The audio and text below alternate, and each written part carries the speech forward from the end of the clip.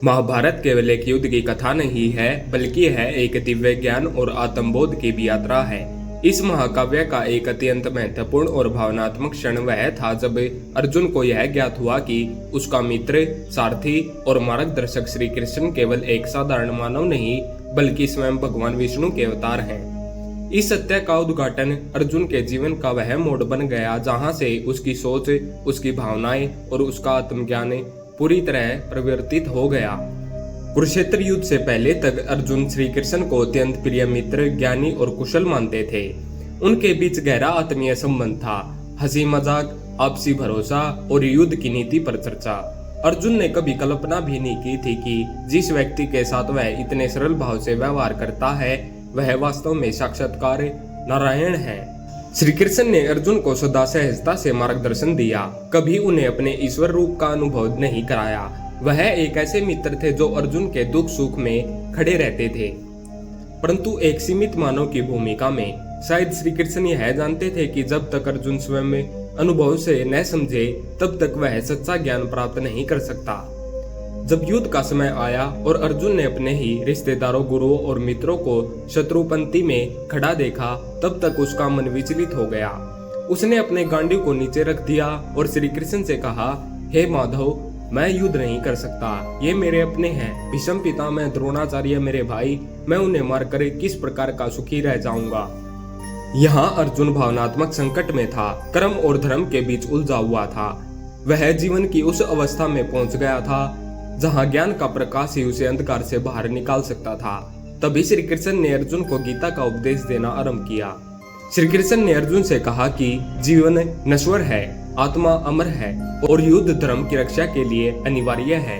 उन्होंने कर्म, योग, भक्ति और ज्ञान का विस्तृत विवेचन किया, परंतु जब अर्जुन की शंका फिर भी समाप्त नहीं हुई, तब श्री कृष्ण ने अपने विराट रूप का दर्शन कराया। विराट रूप दर्शन जब पर्दा हट गया, जब श्री कृष्ण ने अपना विराट रूप प्रकट किया, तो अर्जुन की आंखें खुली की खुली रह गई।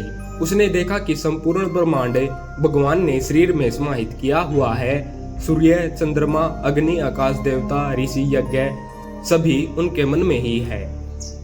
उस विराट रूप को देखकर अर्जुन भय और भक्ति के भाव से भर गया। वह कांप उठा, उसकी आवाजें लड़खड़ाने लगी और उसने हाथ जोड़कर कहा, हे प्रभु, मैं नहीं जानता था कि आप साक्षात्कार परमेश्वर हैं। मैंने आपको सखा समझकर कई बार आपका उपहास किया, साथ खाया पिया, अकेले में और जनसमूह में बातें की। कृपया मुझे क्षमा करें। यह अर्जुन की आत्मग्लानि की प्रकाष्ठा थी। उसे अब तक यह भान नहीं था कि जो उसके साथ खड़ा था वह स्वयं सृष्टिकर्ता है। एक और वह अपनी मूर्खता पर लज्जित था, वही दूसरी ओर उसका हृदय प्रेम और श्रद्धा से भर गया। इस सत्य का पता चलते ही अर्जुन के मन में कई भावनाएं एक साथ उमड़ पड़ी।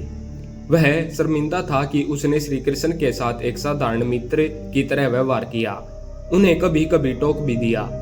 श्री कृष्ण के विराट रूप की महिमा ने उसके मन में भय उत्पन्न किया। एक क्षण के लिए वह कांप उठा, उसके भीतर श्री कृष्ण के लिए अनंत श्रद्धा जाग उठी। अब वह उन्हें केवल अपना मार्गदर्शक नहीं बल्कि ईश्वर मान चुका था। अब अर्जुन पूरी तरह श्री कृष्ण की शरण में चला गया। उसने कहा, अब मैं आपका शिष्य हूँ, कृपया मुझे ज्ञान दे, मैं आपके आदेशानुसार ही चलूंगा। परिवर्तन की शुरुआत है। वह अर्जुन जो युद्ध से भागने की बात कर रहा था, अब श्री कृष्ण के ज्ञान से ओतप्रोत होकर धर्म के मार्ग पर अडिग हो गया। अब उसके मन में मोह नहीं था, केवल कर्तव्य का भाव था। वह अर्जुन अब केवल एक योद्धा नहीं था, बल्कि एक ज्ञानी भी बन गया था। श्री कृष्ण के विराट रूप ने उसके जीवन का उद्देश्य स्पष्ट कर दिया था, एक शिष्य का पुनर्जन्म। यह क्षण अर्जुन के लिए केवल एक आध्यात्मिक अनुभव नहीं था, यह उसका पुनर्जन्म था, एक नए अर्जुन का उदय। अब वह अपने कर्तव्य को लेकर स्पष्ट था। अब उसे मृत्यु का भय नहीं था, अब उसे परिणाम की चिंता नहीं थी, अब उसे केवल श्री कृष्ण की आज्ञा का पालन करना था। अंतिम संप्रण। गीता के उपदेश के अंत में अर्जुन ने कहा, अब मेरा मोह नष्ट हो गया है, मुझे स्मृति प्राप्त हो गई है। आपकी कृपा से मैं संदेहों से मुक्त हो गया हूँ। अब मैं आपके आदेश का पालन करूंगा। यह वचन उस अर्जुन का है जिसने ज्ञान प्राप्त हुआ, जिसने अपने गुरु और ईश्वर को एक साथ पाया।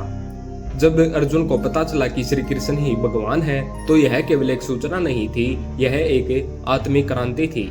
वह पल जब उसने ईश्वर को पहचाना, वह उसकी आत्मा का जागरण था। उसने जाना कि ईश्वर हमारे बहुत करीब होते हैं, कभी कभी मित्र के रूप में, कभी गुरु के रूप में और कभी हमारी अंतरात्मा की आवाज बनकर।